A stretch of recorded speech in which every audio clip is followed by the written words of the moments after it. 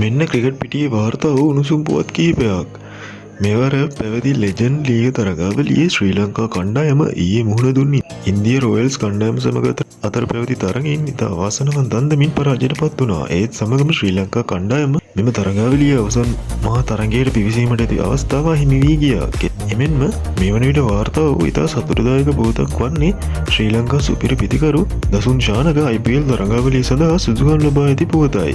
වාර්තා වන පරිදි වසර දෙකක IPL තහනමකට ලක්ව සිටින හැරි බ්‍රූක් වෙනුවට දසුන් ශානක මෙවර IPL තරගවාරය සඳහා දිල්ලි කැපිටල්ස් කණ්ඩායමට කැඳවා ඇති බව වාර්තා වෙනවා. එක්සත් අරබ් එමිරාජ්‍යයේ පැවති ඉන්ටර්නැෂනල් T20 ලීග් තරගාවලියේදී ශූරතාව විදිනු ඩුබායි කැපිටල්ස් කණ්ඩායමේ ප්‍රබල සමාජිකයෙකු වන දසුන් ශානක මෙම තරගාවලියේදී දැක්වූ දක්ෂතා හේතුවෙන් මෙවර දිල්ලි කැපිටල්ස් කණ්ඩායමට කැඳවා ඇති බව වාර්තා වෙනවා. ඉතින් මේ නම් දසුන් ශානකට ලැබුණු ඉතා වටිනා අවස්ථාවක්. මෙවර IPL තරගාවලිය සඳහා කමිඳු මෙන්ඩිස්, නුවන් තුෂාර, මහිස් තීක්ෂණ, වනිදු හසරංග, එෂාන් මාලිංග වැනි ප්‍රබල ක්‍රීඩකයින් රැසක් ශ්‍රී ලංකාවෙන් ක්‍රීඩා කිරීමට නියමිතයි. ඉතින් වැඩි තොරතුරු දිනපතා දැනගන්න අපේ නාලිකාව දැන්ම සබ්ස්ක්‍රයිබ් කරන්න.